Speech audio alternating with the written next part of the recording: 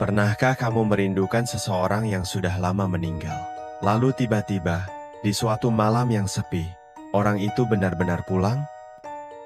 Inilah kisah nyata yang terjadi di sebuah desa kecil di Jawa Timur, tentang seorang anak yang begitu merindukan ibunya, hingga malam Jumat itu, rindunya benar-benar terjawab.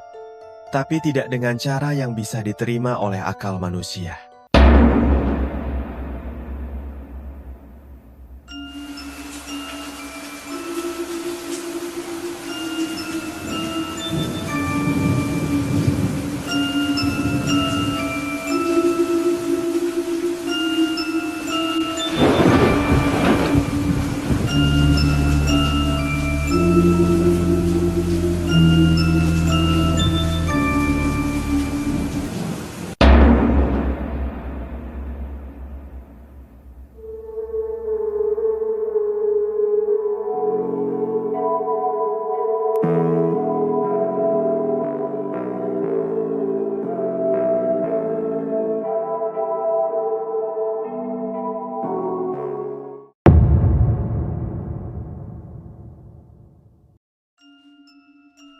Di sebuah desa kecil di Jawa Timur, desa itu seakan berhenti dalam putaran waktu. Jalannya masih berupa tanah merah yang lengket bila hujan. Rumah-rumahnya berderet kayu jati dengan genteng tua, dan di ujung desa berdiri sebuah pohon beringin besar yang menjadi saksi segala peristiwa gaib di sana. Di desa itu tinggal seorang pemuda bernama Andi. Usia 25 tahun. Sejak kecil, ia hidup hanya bersama ayahnya. Ibunya, Bu Rahayu, meninggal dunia saat Andi baru berusia 7 tahun. Sakit keras yang tidak tertolong, membuat ibunya pergi terlalu cepat. Meski 20 tahun sudah berlalu, Andi tidak pernah bisa melupakan wajah ibunya. Senyum lembut, suara pelan yang meninabobokan tidurnya, dan aroma khas bunga melati yang selalu dipakai ibunya setiap selesai mandi sore. Rindu itu menumpuk. Semakin kuat justru saat malam-malam sunyi. Ketika angin desa berhembus membawa suara-suara aneh yang sering terdengar dari arah kuburan.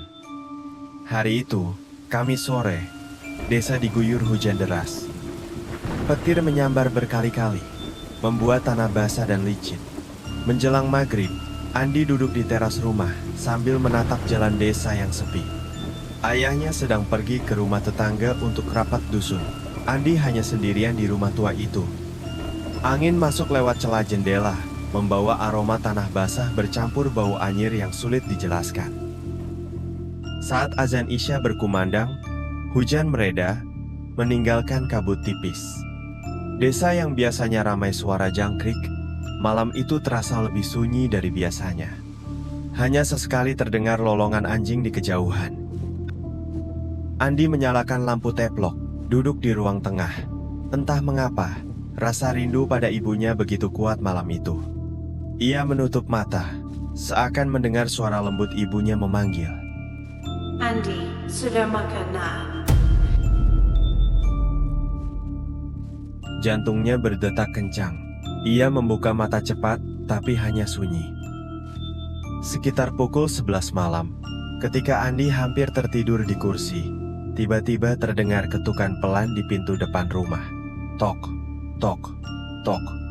Awalnya pelan, lalu semakin keras. Andi terbangun, menajamkan telinga. Siapa yang datang larut malam begini? Ayahnya belum pulang mungkin.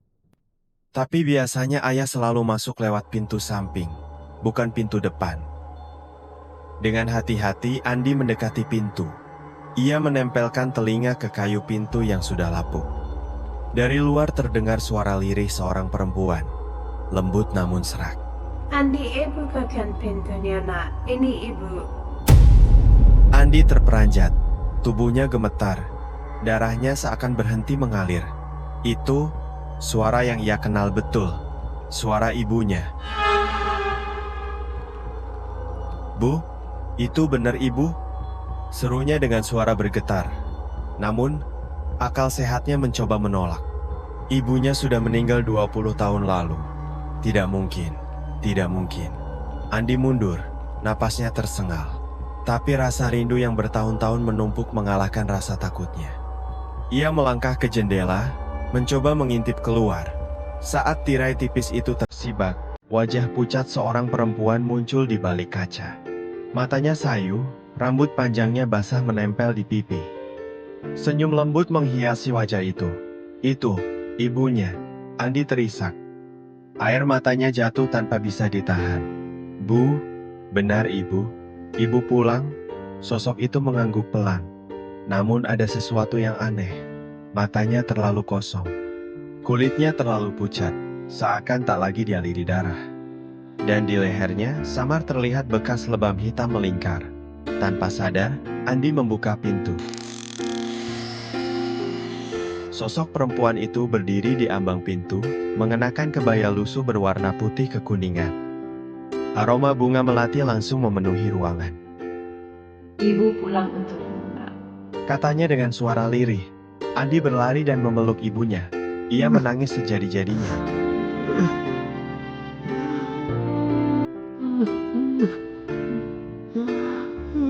Tapi seketika tubuhnya kaku, pelukan itu dingin, terlalu dingin. Seperti memeluk air es, atau lebih tepatnya, sesuatu yang sudah tidak bernyawa. Di telinga Andi, suara ibunya berbisik pelan. Nak, ikutlah dengan ibu. Di sana kita bisa bersama selamanya. Tiba-tiba lampu teplok bergetar hebat. Apinya hampir padam. Dari arah dapur terdengar suara piring pecah. Pintu kamar berderi terbuka sendiri. Andi melepaskan pelukan, menatap wajah ibunya lebih dekat. Dan saat itu ia sadar wajah itu perlahan membusuk di depan matanya. Kulitnya mengelupas, matanya menghitam, giginya berubah tajam. Andi berteriak kencang, berlari ke sudut ruangan. Sosok itu melangkah pelan mendekatinya. Kain kebayanya menyapu lantai. Andi mencoba membaca doa yang pernah diajarkan ayahnya, namun lidahnya keluh, tenggorokannya kering. Ia hanya bisa menangis, memohon agar sosok itu pergi. Sosok ibunya berhenti, menatap dengan mata kosong. Lalu ia berkata dengan suara parau, Kau merindukan ibu. Inilah ibu. Tapi kau menolakku. Ruangan mendadak gelap. Aroma busuk bercampur melati memenuhi rumah. Dari arah jendela terdengar suara ketukan keras. Lalu disusul jeritan panjang yang membuat kaca pecah. Di tengah kekacauan itu, pintu rumah terbuka. Ayah Andi masuk. Wajahnya pucat melihat pemandangan yang tak bisa dijelaskan. Dengan suara lantang, ayah membaca ayat-ayat suci. Sosok perempuan itu berteriak melengking. Tubuhnya mengepul asap hitam, lalu lenyap begitu saja. Tinggal aroma melati menyengat dan hawa dingin menusuk tulang. Andi jatuh pingsan di pelukan ayahnya. Keesokan harinya, ayah akhirnya menceritakan sesuatu yang selama ini disembunyikan. Ibu Andi memang meninggal bukan hanya karena sakit, tapi juga karena gangguan gaib yang sudah lama menghantui keluarga mereka. Menurut orang tua desa, arwah Bu Rahayu tidak tenang karena ada perjanjian masa lalu yang belum ditebus. Dan malam Jumat kemarin, saat rindu Andi memuncak, arwah itu menemukan jalan untuk kembali. Sejak malam itu, Andi sering mencium aroma melati di rumah. Kadang-kadang ia mendengar suara ibunya memanggil dari arah dapur atau dari kamar yang sudah lama terkunci. Ia tahu ibunya mungkin belum benar-benar pergi. Dan setiap kali malam Jumat tiba, Andi hanya bisa berdoa agar pintu rumahnya tidak kembali diketuk oleh sosok yang paling ia rindukan, sekaligus paling ia takuti.